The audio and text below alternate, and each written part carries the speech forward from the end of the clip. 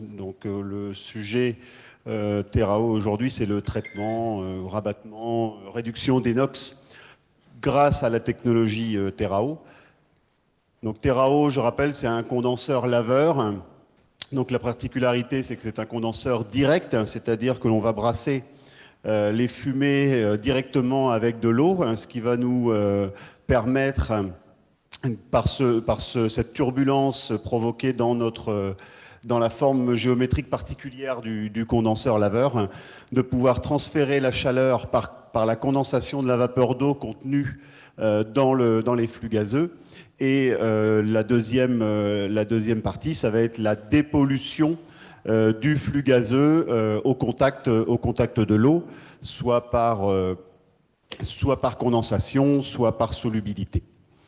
Donc ainsi, une fois que l'on a eu ce mélange et ces transferts entre le flux gazeux et le flux liquide, on récupère donc la chaleur dans l'eau, c'est-à-dire on réchauffe un flux d'eau et on enlève la pollution du flux gazeux, la pollution forcément se retrouvant dans l'eau. Donc c'est une technologie Terrao qui est mature, puisque on en est à plus de 10 ans de retour. Donc on a plusieurs activités, que ce soit dans le tertiaire sur du traitement d'air ou du recyclage de chaleur, et une partie donc industrielle où on va faire soit de la récupération de chaleur sur des procédés industriels type séchoir, mais bien sûr également tout ce qui est production de chaleur, chaudière gaz, mais surtout chaudière biomasse, puisque dans les chaudières biomasse, on va avoir la double composante d'avoir beaucoup d'humidité dans les fumées, liées bien sûr à l'humidité du combustible, et plusieurs polluants présents également en fonction de la biomasse qui est brûlée.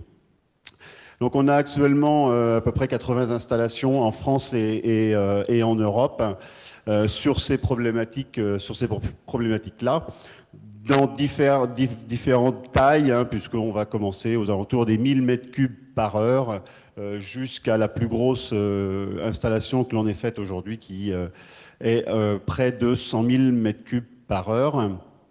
Donc les différentes pollutions que l'on va être capable de traiter, ça va être les particules fines, les acides, les métaux lourds, les NOx que l'on va évoquer juste après, les COV. Voilà, donc des problématiques qui ont été évoquées un petit peu tout au long de la journée. Le principe de fonctionnement ici, donc, le gaz ou fumée, si on se concentre sur la partie chaufferie biomasse, donc on a un gaz, une fumée qui est chargée en pollution, en poussière, mais également en énergie, en chaleur latente, la chaleur contenue dans la vapeur d'eau, et c'est ce qu'on va essayer de pouvoir récupérer grâce au Terrao. Donc dans notre Terrao, on va avoir un circuit d'eau. C'est notre circuit d'eau qui va nous permettre de faire cette condensation de la vapeur d'eau et en même temps d'avoir cette fonction de lavage. La chaleur est restituée vers le réseau client, réchauffage des retours réseau, réseau de chaleur, mais ça peut être aussi préchauffage d'eau d'appoint ou réchauffage de condensat, ou complètement externe au process direct de la chaudière, typiquement faire du préchauffage d'eau chaude sanitaire en faisant de la récupération sur une chaudière vapeur process, par exemple. Bien sûr, cette vapeur d'eau qu'on a condensée devient forcément eau sous forme liquide dans notre condenseur laveur. Et donc, cette eau, ces condensats, comme on les appelle, on va les rejeter du système, puisqu'on doit maintenir dans notre système toujours la même hauteur d'eau. Et donc, en fonction des rejets et de la pollution qui a été captée, on va devoir ou pas traiter ces rejets. Concernant le traitement des NOx par Terrao, il y a deux approches. La première, c'est de venir en complément Alors, pour améliorer, pour compléter les performances des SNCR et potentiellement des CSR, des SCR, pardon, même si je pense sans me tromper que dans le domaine des chaudières biomasse, on va être plutôt sur l'utilisation de SNCR. Donc, ce sont des dispositifs qui permettent donc de venir réduire les taux de NOx directement dans les foyers des chaudières par l'injection d'urée ou d'ammoniac. La problématique, c'est ce qu'on voit sur ce petit schéma, c'est qu'effectivement, l'injection d'urée va effectivement provoquer la réduction des NOx, mais qu'en contrepartie, sous certaines conditions, notamment des conditions de charge de chaudière ou de variation de charge, on peut se retrouver avec de l'ammoniac dans les fumées. Donc ça a été évoqué, je crois, ce matin. La réglementation impose d'avoir un taux inférieur à 5 mg par normomètre cube à la cheminée en termes d'ammoniac. Et donc, on peut se retrouver, dans certains cas, à être au-delà de cette valeur. Et donc, l'avantage de Terao, c'est qu'on va venir rabattre cet ammoniac dans l'eau de Terao. Donc, l'ammoniac étant bien sûr de forme basique, on va utiliser un petit peu comme Vinke pour les combustibles, on va mettre un petit peu de poudre de perlimpinpin pour venir capter cet ammoniac. Et donc, on va utiliser un acide qui va venir neutraliser l'ammoniac et donc garantir en sortie une valeur inférieure aux 5 mg par normomètre cube. Donc ça, c'est une première application donc, de Terao sur le traitement des NOx pour venir compléter une utilisation d'une SNCR qui est un système bien connu. Le deuxième, c'est un système qui va être, donc là, on va venir directement traiter les NOx grâce au Terao. Donc comment on va faire? Eh bien, tout simplement, on remet un petit peu au goût du jour, on adapte à l'application des chaudières biomasse un système qui est connu depuis très très longtemps, qui est le traitement des NOx par l'ozone. Donc c'est un procédé industriel qui est utilisé depuis 20 ou 30 ans, notamment dans l'industrie pétrochimique, et principalement aux USA et en Chine. Et pourquoi aux USA et en Chine? Parce que les normes de NOx dans ces pays-là sont beaucoup, beaucoup plus basses qu'en Europe. Donc le principe, c'est le suivant. Donc c'est une réaction d'oxydation à froid par l'ozone. Donc l'ozone étant un gaz qui ne se transporte pas, il est bien sûr produit sur place. Et donc on va venir le faire réagir dans les fumées avec les oxydes d'azote. Et donc par une double transformation. Alors il y a une petite erreur ici, c'est pas O3 plus 2NO, mais c'est O3 plus 2NO2.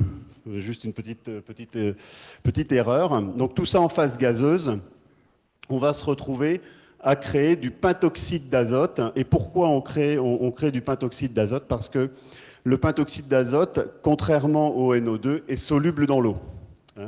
Le NO2 ne l'est pas. Le N2O5, pentoxyde d'azote, est soluble dans l'eau. Attention, il reste 2 minutes. Je me dépêche. Donc ce pentoxyde d'azote va réagir avec l'eau pour créer un acide fort. C'est exactement le même principe que la réaction qui forme les pluies acides dans l'atmosphère. Et donc cet acide fort, il est très soluble dans l'eau, et donc il va être facilement neutralisable dans l'eau par une base. Donc cette technologie, elle est connue sous le nom de l'Otox, et commercialisée par Linde, donc comme je disais, dans l'industrie pétrochimique. Je vous ai mis la source ici, si certains veulent aller se renseigner un peu plus. Voilà un petit peu ce que ça fait en termes de résultats. Donc ça, c'est des tests qui ont été réalisés sur une chaudière biomasse de 2,5 MW. Donc sur celui de gauche, c'est simplement un petit graphe qui permet de dire qu'en fait, lorsque l'on a une solution aqueuse avec une injection de lessive de soude, donc c'est avec un pH élevé, ça nous permet de pouvoir injecter beaucoup moins d'ozone par rapport au taux de NOx. Voilà, c'est simplement ça. Et donc, les graphes de droite, donc ça, c'est vraiment des résultats de tests réels, réalisés sur une chaudière. Donc, ce que ça nous dit, c'est que donc, à droite, plus on va augmenter le pH de l'eau et plus on va capter on va capter de H2NO5. La particularité, c'est qu'on ne peut pas augmenter le pH trop, parce que sinon, on va commencer à capter le CO2. Donc, les essais ont montré que 9, le pH 9 était la bonne valeur, ce qui nous permet, en fonction de l'injection d'ozone, de venir rabattre d'à peu près 46% le taux de NOx dans les fumées. C'est pas moi là, c'est lui. Hein. Voilà. Slide conclusion. Bah, la conclusion, elle est voilà. La suivante. La conclusion, c'est voilà, on peut donc agir sur deux parties, l'optimisation de l'action des SNCR ou réduire directement les émissions des NOx grâce à l'utilisation de l'ozone et du TERAO. Et j'ai repris un petit tableau qui était dans un document qui est une source du CIB, qui est le document 61, les bonnes pratiques pour réduire les NOx. Je vous invite à aller le voir pour ceux qui veulent aller un peu plus dans le détail sur la création des NOx. Et donc, il y avait une petite case là où c'était marqué « pas de solution viable ». Bah voilà, TERAO peut effectivement répondre à ce manque ou venir compléter les autres. Clarisse rectifiera ses slides, c'est promis. Vous aurez une séquence... Merci beaucoup.